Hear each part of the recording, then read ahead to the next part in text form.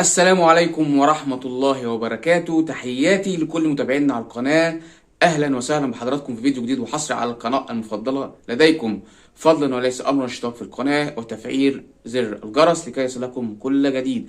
النادي الأهلي المصري يطير إلى المغرب للمشاركة في كأس العالم للأندية للمرة الثالثة على التوالي. طبعا الكلام ده بيزعل ناس كتير من الجماهير الزملكاويه، ولكن هي دي الحقيقه يا جماعه. النادي الاهلي النهارده السبت الساعه 5 بيتوجه الى المغرب للمشاركه في كاس العالم للانديه، ويكون رئيس البعثه بيبو الكابتن محمود الخطيب.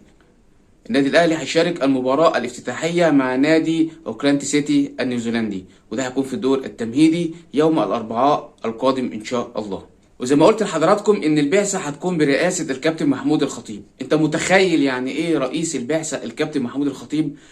انت متخيل الحفاوه اللي هيكون فيها النادي الاهلي من الجماهير المغربيه باستقبال النادي الاهلي في طنجه؟ انا متخيل كده هيبقى استقبال الملوك، هيكون استقبال كبير، استقبال عظيم من الشعب المغربي. دايما بنقول ان الشعب المغربي هو بلدنا الثاني. نفسي من كل الجماهير المصرية وبالأخص جميع الأندية إن إحنا نشجع النادي الأهلي. النادي الأهلي هيكون بيمثل مصر يا جماعة، مش هيمثل النادي الأهلي لوحده. يعني الكل محبي الكرة المصرية يكون واقفين وراء النادي الأهلي كسند ليهم، لأن إحنا بنمثل الكرة المصرية. أنا عارف إن كل الأندية المصرية، الناس اللي بتحب الكرة فعلا، الناس اللي بتشجع كرة هيكون وراء النادي الأهلي. انما الناس اللي هم اصحاب النوايا الخبيثه اكيد طبعا مش هيتمنوا الخير للنادي الاهلي ان هو يكون موجود في المكان ده. كالعاده بيطلع علينا المستشار مرتضى منصور ويقول لك ان الخطيب بيضحك على لاعيبته، وان بيضحك على جماهيره، وان بيضحك على المنظومه كلها. في الوقت ان الخطيب بيسعى فيه ان هو بيوصل للعالميه، مرتضى منصور لسه بيتكلم على السحر والشعوذه وهو بينافس في المركز الخامس. كفايه مهاترات، كفايه كلام. خليك مركز في فرقتك يا عم مرتضى منصور، وخلي الناس تشوف شغلها ماشي ازاي.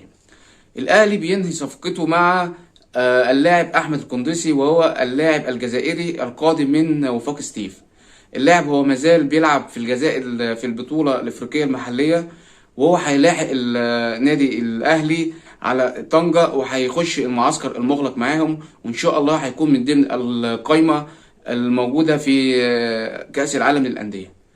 وده هيكون اللاعب الخامس الأجنبي المنضم بعد محمد كريستو الضوي القادم من النجم الساحلي. يبقى ان شاء الله اللاعب احمد القندوسي هيشارك مع النادي الاهلي في مباراته مع اوكلاند سيتي المقامة يوم الاربعاء القادم باذن الله. الحاجة التانية، اتفرجنا على قناة الزمالك وما زال الإسفاف موجود على قناة الزمالك. لو مرتضى منصور بيقول إن محمود الخطيب بيضحك على جماهيره، لا، أنا عايز أقول لك أنت مرتضى منصور وأمير مرتضى منصور، هقول لكم مين اللي بيضحك على مين. إعلام قناة الزمالك كان بيتكلم على ناصر المنسي امبارح، اللي هو اللاعب المهاجم القادم من البنك الأهلي.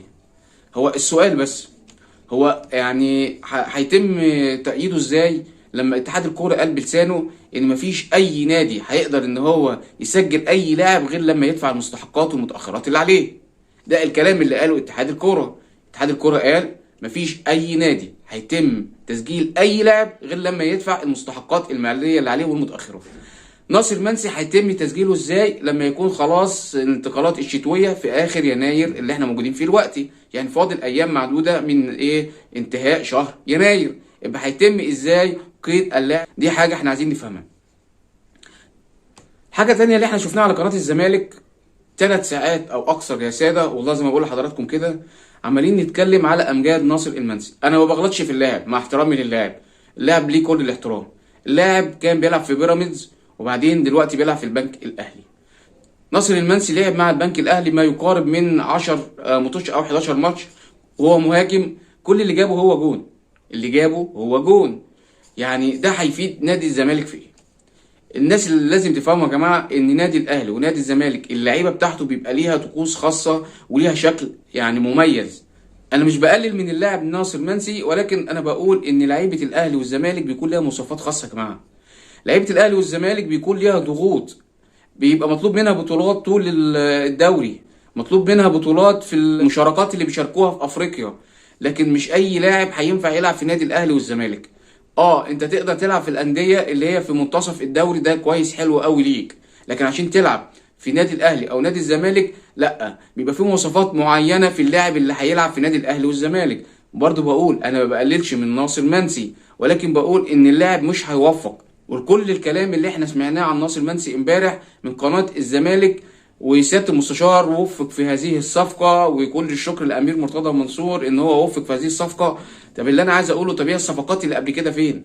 ال 11 لاعب اللي قبل كده فين؟ يعني هو اللاعب ده اللي هيعدل الميله؟ فلما نيجي نقول مين اللي بيضحك على مين، هنقول ان اعلام نادي الزمالك هو اللي موصل جماهيره لحته غلط، موصلهم ان الناس دي ماشيه على الطريق السليم، وده مش صح.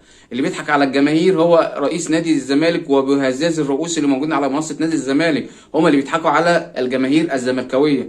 هيتم قيد اللاعب ازاي لما يكون انت عليك مديونيه لاتحاد الكوره؟ هيتم قيد اللاعب ازاي وانت عليك مديونيه لاتحاد الكوره؟ انا بعيد وبزيد في هذه الكلمه لان حد يعلق لي عليها يا جماعه. الحاجه التانيه، داخل نادي الزمالك في حاله من الرعب من الشكوى اللي هتقدم ضد مرتضى منصور للفيفا من جانب لجنه الانضباط بعد تقديم استقالتها لاتحاد الكوره. في شكوى هيتم تقديمها للفيفا لمرتضى منصور لانه لم يمتثل امام لجنه الانضباط للتحقيق معه. وان شاء الله يا جماعه النادي الاهلي يرجع لنا من البطوله دي معاه ميداليه. اللي انا متاكد منه ان النادي الاهلي دايما بيصر على الفوز في كل البطولات اللي بيروحها يا جماعه. النادي الاهلي فريق كبير، فريق عظيم، فريق بطولات للمره الثالثه في كاس العالم للانديه. واللي انا متوقعه ان شاء الله ان النادي الاهلي هيعمل حاجه في كاس العالم للانديه المقام في المغرب. يا ريت نكون سند للنادي بتاعنا، يا ريت نكون ظهر للنادي بتاعنا. وبكده يا جماعه نكون وصلنا لنهايه الفيديو. عزيزي المشاهد، أتمنى مشاركة الفيديو وتفعيل زر الجرس لكي يصل لكل جديد. دمتم في رعاية الله، والسلام عليكم ورحمة الله وبركاته.